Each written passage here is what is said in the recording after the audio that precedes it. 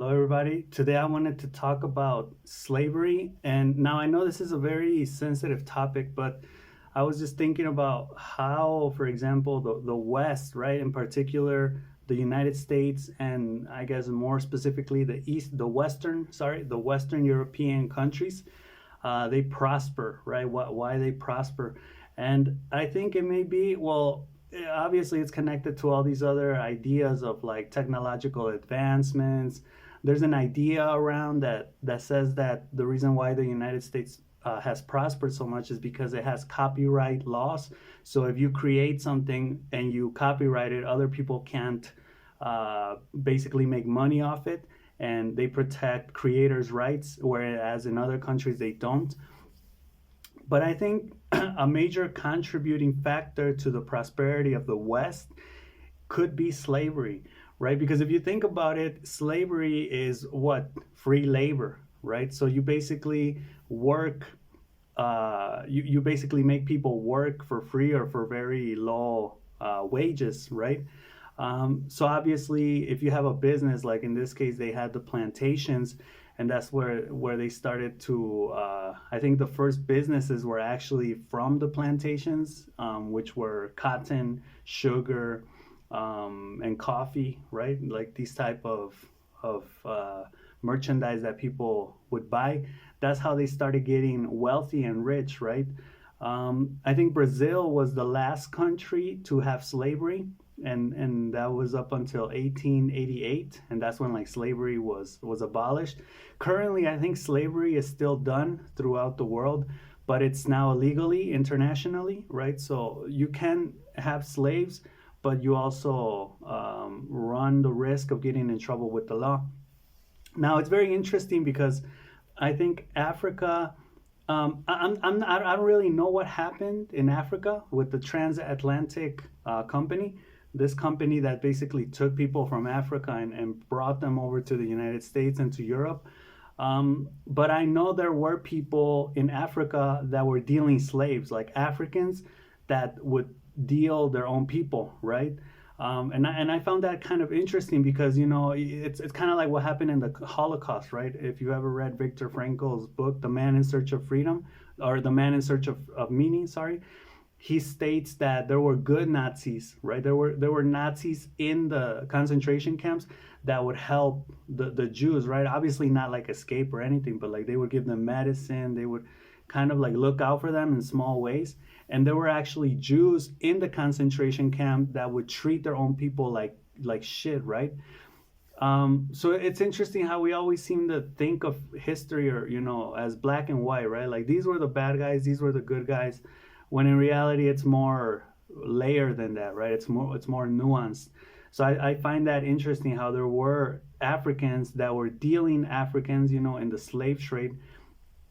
I think between like those 400 years or 300 years, between like 1492, there were about 6.5 million slaves, and I think only 1 million. So that means that actually 5.5 were African, and the 1 million were like, I think, white or something like that.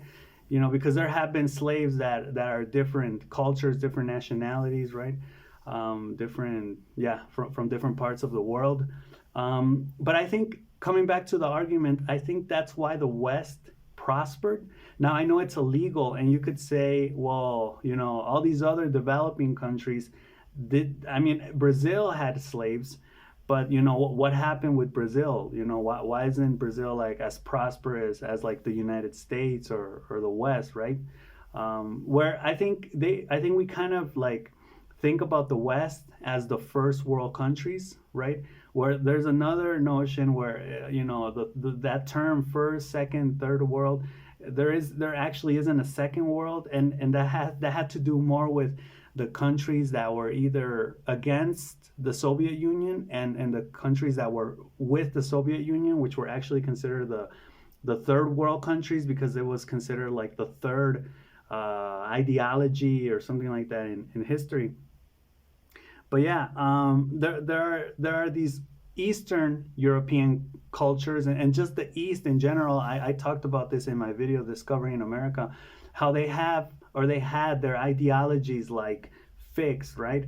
And when the discovery of America came about, minds were blown, and everybody was like, well, we actually don't know the world. So they had to kind of like start this type of inquisitive, exploratory, searching for, what's really out there, well, geographically first, but then also, like with plants, with ideas, with customs, with, just like the whole discovery of America. So that shape shifted, and we kind of see this because if you think you know things, that's it, you're stuck right there.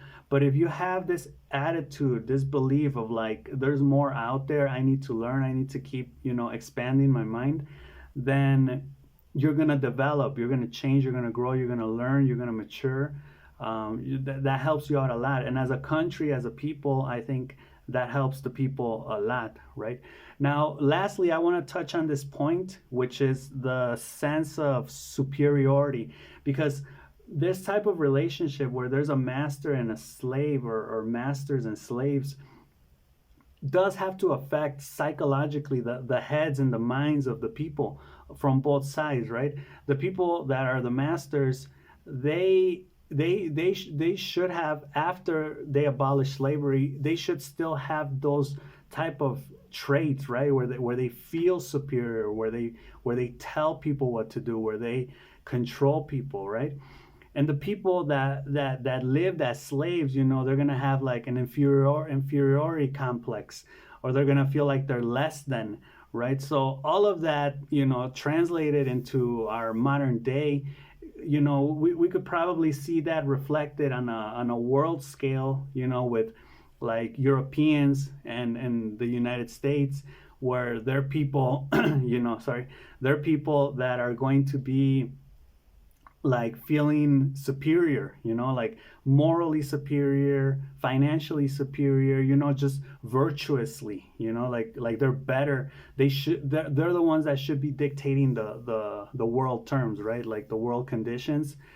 And I wonder, this is kind of like I'm questioning just things with this video. Well, that's kind of what I do with all my videos, but especially with this one, if that could be from the slave times, when they had slaves and they had that type of, feeling of superiority, of domination.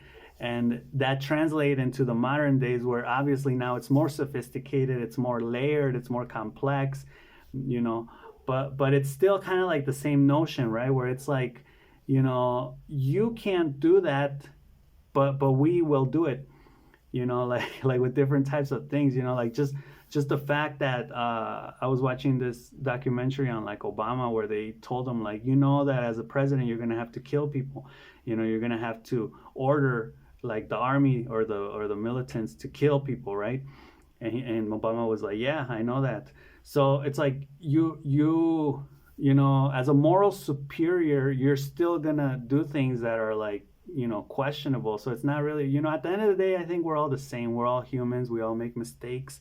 But if you take that to like a grand scale, or that type of hierarchical imbalance, where there's like a master and then like an inferior people, I think that does things to people's psychology, right? So what do you think? Do you think that slaves have anything to do with how the West prospered or not? Let me know in the comments. And as always, hit like, subscribe, everything. And I'll see you in the next video. Peace.